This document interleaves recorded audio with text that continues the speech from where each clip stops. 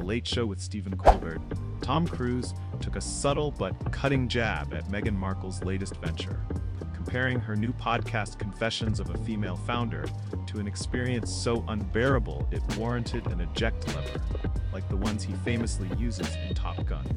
The quip, laced with Cruise's signature charm and timing, drew immediate laughter from the studio audience and quickly made the rounds online, becoming a viral sensation. While it may have appeared lighthearted on the surface, many interpreted it as a reflection of a broader sentiment within the entertainment industry, that Meghan's brand is becoming a punchline.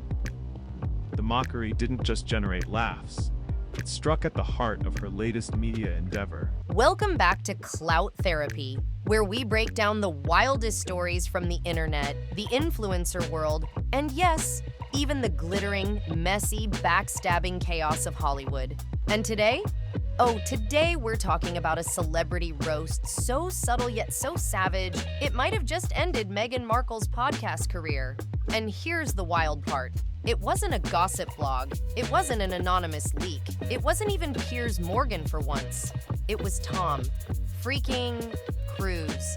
Yep, that Tom Cruise. And he didn't just throw shade, he basically flew a fighter jet over Meghan's media empire and dropped a missile on it. And trust me, the fallout from this one joke is messier than Meghan's Spotify contract.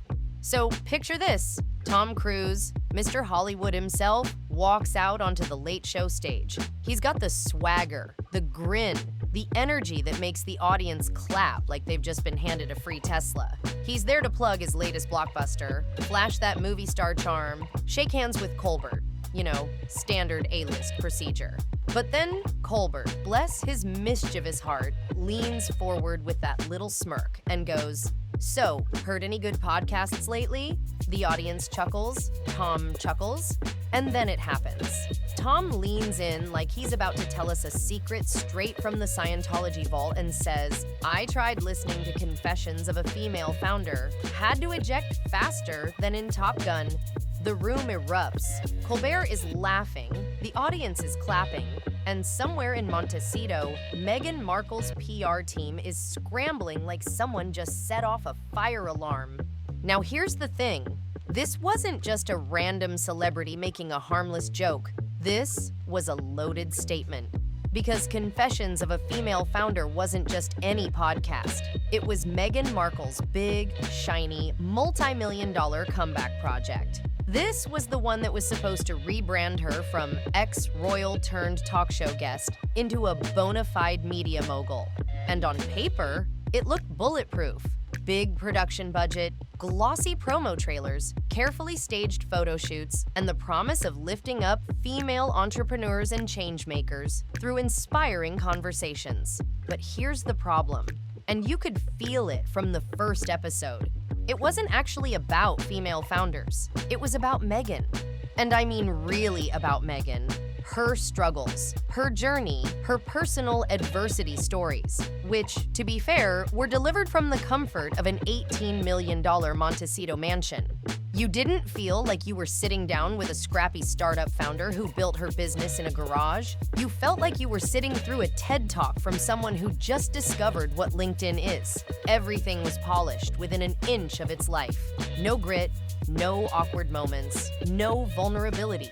Just curated empowerment, with Meghan at the center of every frame. And oh boy, the critics noticed. NPR called it emotionally manipulative. The Guardian said it was therapy disguised as activism. Even the cut and bustle, media outlets that used to write about Meghan like she walked on water, started pulling back. My personal favorite? A feminist blogger who wrote, "If Meghan is a female founder, then I'm a female astronaut." Savage. That one circulated on Twitter for days. And here's the thing about Tom Cruise's joke. It landed because it was true. It was a perfect soundbite that summed up what people had already been whispering in the industry for months. Meghan's podcast wasn't inspiring. It was exhausting. Now, let's zoom out, because this is where it gets spicy. In the podcast world, authenticity is everything. The biggest shows, from The Daily to Smartless to Call Her Daddy, succeed because they feel alive. They're messy, unpredictable, and you can tell the conversations aren't run through a 12-person approval chain before being recorded. Meghan's show? It felt like it had been passed through 3 PR firms, 2 brand consultants, and a lawyer before we even heard it. And once your audience senses that, it's over. And it wasn't just the audience who noticed. Meghan's inner circle, her Hollywood power network, started quietly stepping away. Oprah? The Oprah? The one who gave Meghan and Harry their game-changing interview? Sources say she started putting distance between herself and Meghan's projects. Tyler Perry, the man who literally gave them a mansion to hide out in after they left the UK, went quiet. Ellen DeGeneres not only stopped talking about Meghan, but unfollowed her on Instagram. In Hollywood terms, that's like sending a breakup text. And then the Beyoncé situation. Oh my God. Reportedly, Meghan's team reached out about collaborating, and Beyoncé's people basically said, "Thanks, but no thanks. We don't want the drama."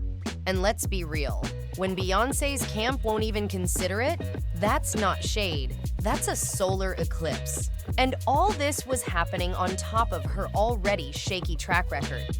Remember Archetypes on Spotify? That was supposed to be the big one. They had A-list guests, a multi-million-dollar deal, and marketing that basically took over New York billboards. And yet, listeners dropped off fast. Critics rolled their eyes, and eventually Spotify parted ways with Meghan and Harry. The reason?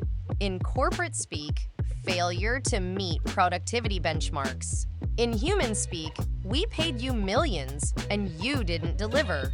And then there's Netflix. They put money into her docuseries and other pitches, hoping she'd be a streaming goldmine. But after Confessions flopped, word is they started freezing development on other Meghan projects. Budgets slashed, meetings canceled, and other female founder stories getting fast-tracked instead. Reese Witherspoon's Hello Sunshine projects, Issa Rae's series, even unknown entrepreneurs with real grit and no drama.